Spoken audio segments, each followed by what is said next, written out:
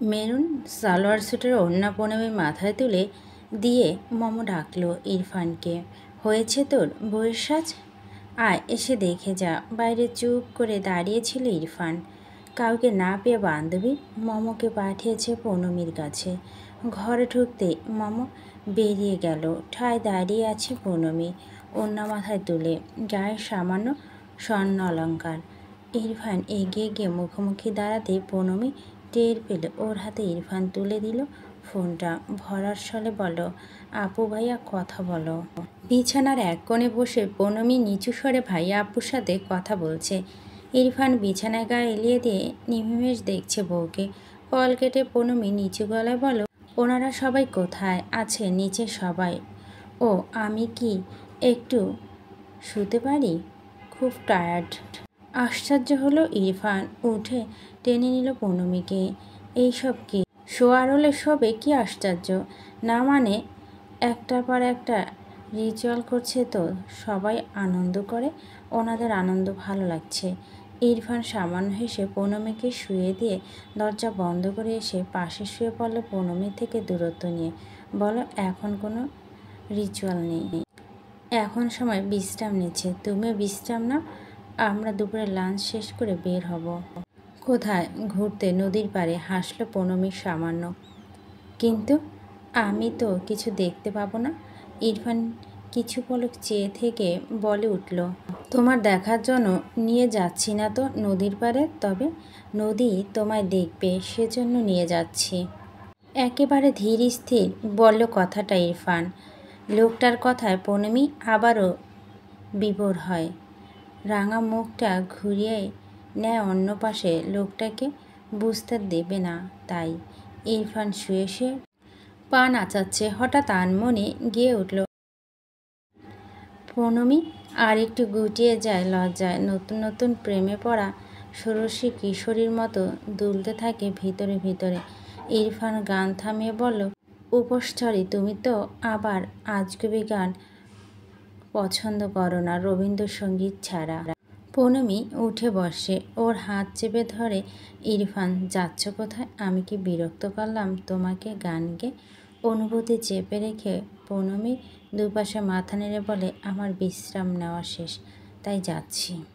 দুপুরে একযোগে খেতে বসেছে সবাই, বাড়ির নতুন বউকে নিয়ে। এ বেলায় আলো খাইয়ে দিচ্ছে পৌনমীকে। হাসি আড্ডা মাঝখানে আলো স্বামীনকে বলে উঠল, নিজাম কাকাকে রেখে দিতে পারলেন না? একবেলা খাওয়াতাম, সেই থাকলো না, জোর করেছিলাম। শান্ত হঠাৎ নড়েচড়ে উঠে স্বামীনের দিকে তাকিয়ে বলো, একটা কথা ভাইয়া, একটা জরুরি কথা। কি? খেতে খেতে সবাই বলে দিল শান্ত। মিজান মাহমুদ যাওয়ার পরপরই তাকে কল করে প্রস্তাব দিয়েছে সেহার জন্য। সে ওখানে ছিল না তখন। বড়রা সবাই প্রস্তাবের বিষয়টা খুব স্বাভাবিকভাবে নিল। কিঞ্চিত রেগে গেল ইহান ইরফান। ইহান বলো, তুমি কিছু বলেছ? সেটা তো আলোচনা করতে চাইছি। ছেলেটার সম্পর্কে ঢের শুনেছি, দুদিন সামনাসামনি দেখেছি। আমার এমনিতে পছন্দ ছিল, তবে সেহার জন্য ভাবিনি। আজ তো প্রস্তাব পেলাম, এটা নিয়ে ভাবা উচিত না বলো? বিরক্ত ইরফান। পাগল হয়েছ? শান্ত বাবা, মানছি উজ্জ্বল মাহমুদ অমায়িক পার্সন এবং অনেক উপযুক্ত, তাই বলে আমাদের সেহার সাথে? সেয়া কত পিচ্ছি, বয়সে গ্যাপ অনেক। শান্ত স্বাভাবিক ভঙ্গিতে জবাব দেয় ইরফানকে, বয়স কি খুব বেশি? একটা ছেলে প্রতিষ্ঠিত হতে তো এই বয়সেই। তোদের বয়সী কয়টা প্রতিষ্ঠিত ছেলে দেখাতে পারবি? আমাকে দেখা। আমি তো দেখি না, দুই একটা দেখলেও তাদের বুঝ ব্যবস্থা থাকে হাঁটুর নিচে। ইহান বলে উঠল, তো উঠে পড়ে লেগেছ কেন? ওকে বিয়ে দিতে? ও বুড়ি হয়ে যাচ্ছে, পড়াশোনা রানিং। শ্বাস পেল শান্ত। সে তোমার আমার জায়গা থাকলে বুঝবি, যদি তোদের মামরা একটা মেয়ে থাকতো, তাও আবার চাপা স্বভাবের। ওকে তো আমি দেখি সারাদিন কি বিষণ্ণ থাকে। ওর একটা সঙ্গীত দরকার ইহান। আমি বাবা হয়ে আর পারছি না ওর বিষণ্ণতা কাটাতে, ওর মন বুঝতে। ইহান চুপ হয়ে গেল। ইরফান বলল, বিয়েতে তো আমাদের আপত্তি নেই, বলছি আর একটু কম বয়সী পাত্র। স্বামীন বলে উঠল, যদি শান্ত ঠিক মনে হয় তবে দেখা দেখি করতে পারো। আমার পরামর্শ এটি, তবে সবটাই শ্রেয়া থেকে অনুমতি নিয়ে। সত্যি বলতে উজ্জ্বলকে আমার খুব পছন্দ হয়েছে। খুবই প্রগতিশীল চিন্তাধারার ছেলে, তার ওপর সাইকোলজিস্ট জ্ঞানী, আর আমাদের চাপা স্বভাবের সেহুমার জন্য আর কি চাই। যদিও আমার থেকে সাজেশন চাও, তবে আমি বলবো অলোকে গো অন। বয়সের ব্যাপারটা আমাদের নয়, সেহার বিবেচনা, ওর মতামত নেব আগে। ইলহাম ইসমামও সায় দিল, বলে উঠল, সত্যি হাতের কাছে কত উপযুক্ত একটা পাত্র, সুন্দর, শিক্ষিত, মাল্টি ট্যালেন্টেড। থমথমে মুখে বসে আছে ইরফান, ইহান, পরি। ওদের দুই ভাইকে বলো, এত খুঁতখুত করছিস কেন? আমরা বড়রা একটা সিদ্ধান্ত নিয়ে দেখি না? এইবার সব তো তোদের কথা মতোই হয়ে এসেছে। ইহান জবাব দিল, সেহুকে কষ্ট দিয়ে কোনো দেখাদেখি নয়। ঋতু বলল, সবই ঠিক, তবে একটা সমস্যা আছে। উজ্জ্বল এটিম ছেলেটা, এই বাড়ির একটা বাচ্চাও কি শ্বশুর শাশুড়ির আদর পাবে না?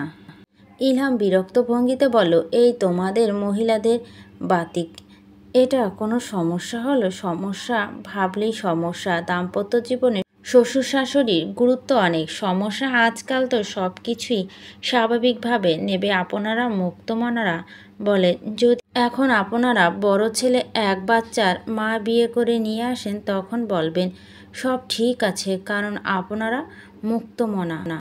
ইহান খাচ্ছিল, মায়ের কথা শুনে কেসে উঠল। আচানক কাশতে থাকলো। অনবরত চমকে উঠল ইরফান। দাদানের দিকে পানি গ্লাস এগিয়ে দিয়ে তাকিয়ে রইল নিমিমেষ। দু ভাই অপ্রস্তুত। ইহান খাওয়া শেষ না করেই উঠে চলে গেল। অবাক হলো সবাই। টেবিলে গুঞ্জন উঠল, আশ্চর্য, ছেলেটার কি হলো?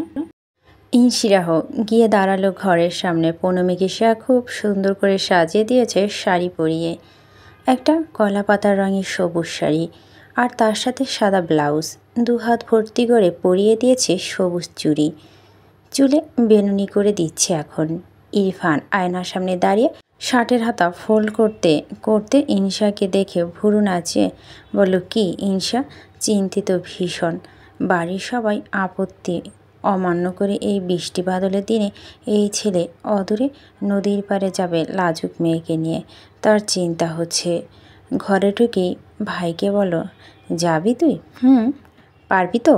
এবার মেজাজটা হারিয়ে ফেলে ইরফান। ঘুরে দাঁড়িয়ে চিবিয়ে চিবিয়ে বলল, না রে, আমি পারবো না। এক কাজ কর, তুই চল, তোর বরকে নে, তোর বাপ চাচা, তোর মা চাচি, বড় দাদা আর তার দলের লোক, এই বাড়ির দারোয়ান, পারলে জ্ঞানী আপাকেও ডাক। তারপর আমাদের গলির কুত্তো টমিকেও নে, কারণ আমি এতটাই অযোগ্য অপদার্থ যে বউকে নিয়ে ঘুরতে পারবো না। আমাদের দরকার পড়বে তোদের। চল চল, সব চল, খুব মজা হবে। হড়বড় করে চলে ইরফান। লম্বা শ্বাস ফেলছে, তারপর হাঁপাতে হাঁপাতে বলে, কি ভাবিস কি আমাকে তোরা? পৌনমী চুপচাপ ঠোঁট কামড়ে হাসি চেপে রেখে বসে আছে। ইনশার ঠোঁট ফুলালো, ধুর, রেগে যাচ্ছিস কেন? চিন্তা হয় তো? আচ্ছা যা, এনজয় কর, তবে কোথাও নেমে ওর হাত ছাড়িস না ভুলেও, কেমন? ইরফান জুতোর ফিতে বেঁধে নিয়ে এসে বিছানায় বসে থাকা পৌনমীর হাত আলগে ধরে তাকে ওঠায়। শান্ত ভঙ্গিতে ইনশাকে জবাব দেয়, সে তো এই জন্মেও না। ইহা নিমেষে হীন চেয়ে চেয়ে দেখছে শুদ্ধকে, দেখছে পৌনমীকে। একটা লোক শুদ্ধকে কোলে তুলে বুকে জড়িয়ে ধরে রেখেছে পরম স্নেহে। মনে হচ্ছে লোকটা শুদ্ধ খুব অধিকারের কেউ। প্রেরণা হেসে হেসে কথা বলছে লোকটার সাথে। সেকেন্ড ফ্লোর থেকে নিচতলা গ্রাউন্ডে দৃষ্টি দিয়ে রেখেছে ইহান। এখানে এই শপিং মলে তার কিছু কাজ ছিল। হঠাৎ এভাবে প্রেরণাকে দেখতে পেয়ে দাঁড়িয়ে পড়ল সে। লোকটা শুদ্ধকে দুগালে চুমো খাচ্ছে। প্রেরণার মুখ দেখে মনে হচ্ছে প্রেরণা অতি আপন কেউ। হাসি থামছেই না মুখ থেকে, অথচ প্রেরণা এভাবেই হাসেই না সবসময়। ইহান এগিয়ে যায়। ওরা এসকেলেটে চড়ে দোতলায় উঠছে। লোকটা এরপর বিদায় নিয়ে চলে যায়। প্রেরণা আর শুদ্ধ হাত নেড়ে ঘুরে দাঁড়াতে মুখোমুখি হয় ইহানের। শুদ্ধ ইহান আঙ্কেলকে দেখা মাত্রই ছুটে যায়, কোলে উঠে গেল প্রেরণাকে বিব্রত করে। ইহান ওর দুগালে চুমু খেয়ে তাড়াহুড়ো করে বলল, উনি কে ছিলেন শুদ্ধ? প্রেরণার চোখ তুলে তাকায়। মুহূর্তে অস্বস্তি ছেয়ে যায় তার গোটা মুখে। এটা কেমন প্রশ্ন লোকটা? যেই থাকুক, সে এভাবে জানতে চাইবে কেন? এমন আচরণ যায় এই লোকটার সাথে। মাঝে মাঝে লোকটা অনেক এলোমেলো হয়। ইহান উত্তরটা জানতে আগ্রহী। সে কোনো ম্যানার্সের ধার ধারল না, আবারও বলে উঠল, কে উনি? চাচু শুদ্ধ জবাব পেয়ে ইহান প্রেরণাকে দেখে। পরপর নিজেকে সামলে নিয়ে অপ্রস্তুত ভঙ্গিতে দাঁড়িয়ে থাকে। প্রেরণা বলে ওঠে, পূর্ণিমাকে নিয়ে ইরফান বেরিয়েছে শুনলাম, চিন্তা করবে না, ওরা পারবে। অল্প হাসে প্রেরণা। চিন্তা করার একটা অভ্যাস দাঁড়িয়েছে বুঝলেন। ইহান ওর কথা জবাব না দিয়ে শুদ্ধকে বলো, মুখ ভার কেন? মাম্মা বকেছে খেলনা কিনে দেয়নি? আর বলবেন না এসেছি প্রয়োজনীয় শপিংয়ে। বারবার বলেছি এসো না, আমার সাথে আমি ব্যস্ত থাকবো। বলেছে একটু জ্বালাবেন আমাকে, উনি গুড বয় হয়ে থাকবে। এখানে গেমিং জোনে যেতে চাইছে, ওদিকে রাজ্যের কাজ পড়ে আছে আমার। ইহান হাসলো, হাত ঘড়িতে সময় দেখে বলো, আপনি যান, আপনার শপিং শেষ করুন, আমি নিয়ে যাচ্ছি ওকে। আমি আপাতত ফ্রি, 1 ঘন্টা হবে না আপনার শপিং? অপ্রস্তুত প্রেরণা মিনমিন করে বলে, জি, তবে আপনি যান, এসব প্রয়োজন নেই। বলেই শুদ্ধকে ইহানের কোল থেকে টেনে নিয়ে চাইলে ইহান পিছিয়ে গিয়ে কপাল কুঁচকে ফেলে, ধরে ফেলে প্রেরণার হাতটা। চমকায় প্রেরণা, বিব্রত হয় ইহানও। তৈরি তো? হাতটা ছেড়ে দিয়ে গম্ভীর হয়ে বলল, আপনি যান। শুদ্ধ ইহান আঙ্কেলের গলা জড়িয়ে ধরে রেখেছে। প্রেরণা হতাশ দৃষ্টিতে ছেলেকে কয়েক সেকেন্ড দেখে বলে, এভাবে লাই দেবে না ওকে, এটা ঠিক না। ইহান মুখ গম্ভীর, আওয়াজ গম্ভীর, বলো ব্যাখ্যা করুন, কেন ঠিক না? একদিন ফলস পজিশনে পড়তে হবে আপনার এই আদরের জন্য, আমাদের দুজনকে সাফার করাবে। বলে প্রেরণা গটগট করে হেঁটে চলে যায় সেখান থেকে। ইহান শুদ্ধকে নিয়ে শটান দাঁড়িয়ে আছে, চেয়ে আছে প্রেরণার প্রস্থানের দিকে। আচমকা অস্ফুট বিড়বিড় করে উঠে, আপনি আমাকে যে পজিশনে ফেলে রেখেছেন তার চাইতে খারাপ পজিশনে নিশ্চয়ই ফেলবে না। শুদ্ধ বোঝে না ও সব কথা, বলে উঠল, মাম্মা তোমাকে কি করেছে আঙ্কেল? হাসে ইহান, ওর গালে আরেকটা চুমু খেয়ে গেমিং জোনের দিকে হাঁটতে হাঁটতে বলে, অনেক কিছু বেটা। গাড়ি থেকে হাত ধরে ধরে পূর্ণিমাকে এনে দাঁড় করালো ইরফান। চড়ে পাথরে চড়, জুতা খুলে রেখে হাঁটছে পূর্ণিমী। পায়ের নিচে ভেজা পাথর আর ঘা, হিম করা ঠান্ডা আবহাওয়া, ঝিরঝির বৃষ্টি। পূর্ণিমী ভীষণ ভালো লাগছে ব্যাপারটা। ইরফান খুব খুশি মুখে বধূর চোখে মুখে লেপ্টে থাকা হাসি দেখছিল। নদীতে বোট আছে। পূর্ণিমী উচ্ছ্বাসিত স্বরে যায় সে শান্ত স্বভাব দিয়ে চেপে রেখেছে। আছে, তবে ওঠা যাবে না, আবহাওয়া অনুকূলে নেই। ওকে ধীরে ধীরে একটা সমস্ত পাথর খণ্ডে বসিয়ে দিল ইরফান। পূর্ণিমী বলো, জায়গাটা তো নিরিবিলি কেন? পর্যটন এরিয়া, এখান থেকে 2 কিলোমিটার আগেই ছেড়ে এসেছি, লোক নেই এদিকটায়, এজন্য আশায়। কেন? নদী তোমাকে শান্তিতে নির্বিতে দেখবে তাই। পূর্ণিমী হাসি হাসি মুখ করে উঠে দাঁড়ায়, আমি হাঁটবো, আমাকে বলে দিন কাটা পাথর নেই নাকি আছে? রিলুয়া বাতাসে কলা পাতার রঙে শাড়ির আঁচল দুলছে একটা নির্দিষ্ট তালে। পূর্ণিমী হাঁটছে, ওর চুড়ি রিনঝিন আওয়াজে মুখরিত হয়েছে আশেপাশটা। ইরফান পূর্ণিমীর পিছু পিছু হাঁটছে, পকেটে ডান হাত ঢুকিয়ে। দৃষ্টি একবার পূর্ণিমীর পায়, একবার ওর শাড়ির আঁচলে। হঠাৎ পূর্ণিমী থেমে যায়, পায়ের নিচে কিছু আটকেছে। ঝুঁকে ওঠে তুলে হাতে নিয়ে বোঝার চেষ্টা করছে জিনিসটা কি। ইরফান এগিয়ে যায়, বর্ণনা করতে থাকে, পেট মোটা সবুজ একটা করে পাতা আছে, গুল্ডু জাতীয় উদ্ভিদ। কচুরিপানা? ইয়েস, জোয়ারের পানিতে ভেসে এসেছে। হাসে পূর্ণিমী, আমার নদী থেকে কতটা দূরে? 12 কদমের মতো। শব্দ নেই কেন? নদীর শান্ত ঢেউ নেই, পানি ঘোলাটে। পূর্ণিমী চুপ হয়ে যায়। এত কিছু সে ইমেজিন করতে পারছে না। তার মন খারাপ হয় হঠাৎ। বেকার বেকার এলো সে। ইরফান সামান্য হেসে ওর দিকে দীর্ঘ সময় তাকিয়ে থেকে ওকে কোলে তুলে নেয়। হঠাৎ পূর্ণিমীর চমকায়, কি করছেন কি? নির্লিপ্ত ভঙ্গিতে পাথর ডেঙে নদীর দিকে এগিয়ে যায় ইরফান। বলে, তোমার সেন্স অফ টাচ খুব ভালো তাই না? জি। অস্ফুট জবাব পূর্ণিমী। ইরফানের বুকের কাছে শার্টটা খামচে ধরে অসহ্য আবেগে সম্মতি দিয়ে আছে সে। পাথরের উপর পা বিছিয়ে বসল ইরফান। পূর্ণিমী হালকা শরীরটা আগলে দিয়ে বসে নিল কোলের কাছে। ডান হাতটা শক্ত করে ধরে ডুবিয়ে দিল নদীর জলে। ভরাট স্বরে বলো, নিজে দেখো নদী শান্ত, নাকি না? ফিল করো। কাঁপলো পূর্ণিমী। অমন ছোঁয়া। আচানক লোকটা থুতমি ঠেকেছে ওর ডান কাঁধের কাছে। প্রশ্বাসে শিরশির হয়ে উঠেছে মেয়েটার বারবার। এমন শিহরণ কখনো পায়নি সে, কখনই না। মেয়েটা অস্ফুট বলে, স্পর্শের সাথে সাথে বর্ণনা প্রয়োজন হয় আমার। ইরফান পূর্ণিমীর হাত নিয়ে খেলা করছে, আদুরি ভঙ্গিতে বলছে, স্রোত নেই, প্রবাহ ঠান্ডা, শান্ত, ধীর। দেখেছ, একেবারে একটা পূর্ণিমীর মতো শান্ত, বুঝেছ? পূর্ণিমী লাজুক হেসে চুপচাপ মাথা নাড়া। সে বুঝেছে। ইরফান ওকে আর একটু মিশিয়ে নিয়ে ঘোর লাগা স্বরে ওর কানের কাছে বলতে থাকে, আবার এটা কখনো কখনো ভীষণ জেদি হয়ে ওঠে, একেবারে পূর্ণিমীর মতো, বুঝেছ?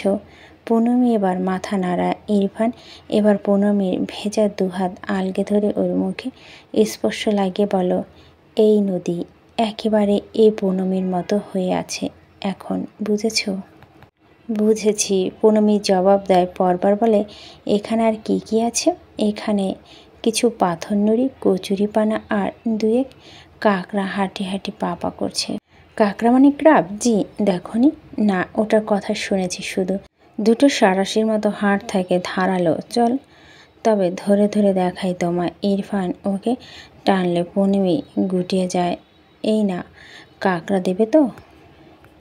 আদুরি ধস্তাধস্তি শুরু হয়। ইরফান দুষ্টুমি করে টানছে ওকে। আরে একটু ধরে দেখো না। পূর্ণিমী সরিয়ে নেয় নিজেকে। এক পর্যায়ে ইরফান হাসতে হাসতে ওকে নিয়ে পড়ে যায়। লোকটা দুঃস্বপ্না ঘাবড়েছে। মেয়েটা ঘাবড়ে আবার লোকটাকে শক্ত করে ধরে রেখেছে। লোকটা হাসি দমকে সেও কাঁদছে। হঠাৎ চৈতন্য ফিরে পায় পূর্ণিমী। একা মিশে আছে লোকটা সাথে। সে চৈতন্য ফিরে গেলেও আর লোকটাকে ছাড়ল না, ধরে রাখলো আর অনুভব করতে লাগলো দস্যুপনাকে। অনুভব করতে লাগলো পূর্ণিমী ভয় লাগছে না। লোকটা এই দস্যুপনা প্রমাণ করে লোকটা আগ্রাসী হবে না। লোকটা নরম কোমল এক প্রেমিক হবে, অনেক দুষ্ট প্রেমিক। যে প্রেম পূর্ণিমী জীবনে কখনো আসেনি, সে আনতে পারেনি, এই লোক জোর করে এনেছে। বৃষ্টি শুরু হলো। ইরফান হাসি থামলো। সম্মতি ফিরে পেল পূর্ণিমীর খোলা পেট থেকে। তার শক্ত দুটো হাত ছাড়িয়ে নিয়ে পূর্ণিমীকে আলগে ধরল। মেয়েটাকে গভীরভাবে ছুঁয়ে ফেলেছে সে। এই ছোঁয়া কি পূর্ণিমী? ওপর বাড়ি পড়ল। দুঃখিত বলা প্রস্তুতি নিচ্ছিল যখন হঠাৎ বিকট শব্দে বিদ্যুৎ চমকালো। শব্দ পূর্ণিমী চমকে গিয়ে আবারও আশ্রয় নিল লোকটার প্রশস্ত বুকে। শক্ত বাহুতে গাল ঠেকিয়ে হাঁপাচ্ছে মেয়েটা। খুবই বিশ্রী মেঘের ডাক। ইরফান ধরে রেখেছে ভীত প্রাণটাকে। সময় গড়াতেই নিদারুণ নর্ম গলায় বলে, আমাদের যাওয়া উচিত। পূর্ণিমী নড়ে না। তার চোখ বেয়ে ফোঁটায় ফোঁটায় পানি গড়িয়ে পড়ছে, বৃষ্টিতে ভিজে যাচ্ছে। হঠাৎ ধরা গলায় বলল, বৃষ্টির ফোঁটাগুলো বড় বড় নাকি ছোট ছোট? ইরফান দাঁড়িয়ে আছে মেয়েটার কান্না ভেজা কণ্ঠ শুনে। পূর্ণিমী অসহ্য হয়ে উঠল। সব কিছু কপট রাগ দেখে বলো, জবাব দিতে পারছেন না? বুঝতে পারছি না পূর্ণিমী। তবে আমি জানবো না কেমন বৃষ্টি গায়ে মাখছে আমার। ইরফান বোঝার চেষ্টা করছে এই মেয়েটা কি হয়েছে। ওকে জড়িয়ে ধরে রেখে ওর কপালের সাথে লেপ্টে থাকা ভেজা চুলগুলো কানে গুঁজে দিয়ে বলো, কি হয়েছে? হঠাৎ কেঁদে দিল পূর্ণিমী। চাপা স্বরে বলো, আপনি দেখতে কেমন? ইরফান চুপ হয়ে রইল। পূর্ণিমী লোকটা ধরে রেখে বুকে মাথা ঠেকে কাঁদছে। আপু বলেছে কোনো আবেগ বড্ড খারাপ জিনিস। হ্যাঁ, টের পাচ্ছে পূর্ণিমী। সে ছায়ানটের দিনগুলো থেকে পূর্ণিমী অজান্তে একটু একটু করে জমা এই আবেগ কষ্ট দিচ্ছে পূর্ণিমীকে। এই লোকটাকে সে কখনো দেখবে না। এই লোকের ছবিটা কল্পনা করতে পারবে না। এই লোক যখন তাকে গভীরভাবে ছবি, শুধু টের পাবে কেউ তাকে ছোঁয়। পূর্ণিমীর শরীর শুধু জানবে, পূর্ণিমীর চোখ নয়। অর্ধেক মিলন অসম্পূর্ণ থেকে যাবে পূর্ণিমীর স্বামীর সাথে। এই লোকের ছবি সে কখনোই ইমাজিন করতে পারবে না। এই লোক তার আর কামিনী ফুল না, যে সাদা রং আর কয়েকটা পাপড়ি আদল বসে কল্পনা করে নিল সে। এই লোক মানুষ। এই লোকের চোখের মায়া আছে। এই লোকের ঠোঁট এবং ঠোঁটের জোয়ালা চিবুক। এই লোকের হাসি সব কিছু থেকে বঞ্চিত পূর্ণমী। কী করে ওসব কল্পনা করবে পূর্ণমী? হুট করে মেয়েটা এসব মনে পড়েছে, নদীর বৃষ্টি, কচুরিপানা, ওসব কিছু দেখবে না সে একটিবার শুধু এই লোকটাকে দেখতে চায়, এক ঝলকের জন্য, যাকে পূর্ণমী চেয়ে কেঁদে বুক ভাসিয়েছে বোকার মতো। যে এইমাত্র যখন পূর্ণমী খোলা নরম পিঠে হাত রেখেছিল, অথচ পূর্ণমী গা ঘিন ঘিন করেনি। কিন্তু অবনীলায় পূর্ণমী টের পেয়েছে তার আরাম লাগছে, মানুষটা তার স্বামী বলে। এই যে কত সরল পূর্ণমী, এই সরল মনটা পূর্ণমী দেখতে চায় মানুষটাকে একটিবার। বৃষ্টির ঝাঁপ বাজছে, পূর্ণমী ফোঁপানি থামায় না। ইরফানকে বলেও না কিছু। ইরফানে হাহাকার দেখে এক অবুঝ তরুণী হঠাৎ আবিষ্কার করে সে চাঁদ পেয়েছে। চাঁদ তার মতো অভাজনকে দেখতে এই মেয়ে ছটফটানি ওই জ্ঞানী আপার নাক উঁচু বোনের বিয়ের মাত্র কদিন পেয়েছে, কতখানি মায়া পেয়েছে মেয়েটা। ধরে রাখলো মেয়েটিকে ইরফান। হাঁসফাঁস করছে তার বক্ষ পট, অবিশ্বাস্য সুরে প্রশ্ন করছে, আসলে এসব আমার জন্য পূর্ণমী? সত্যি?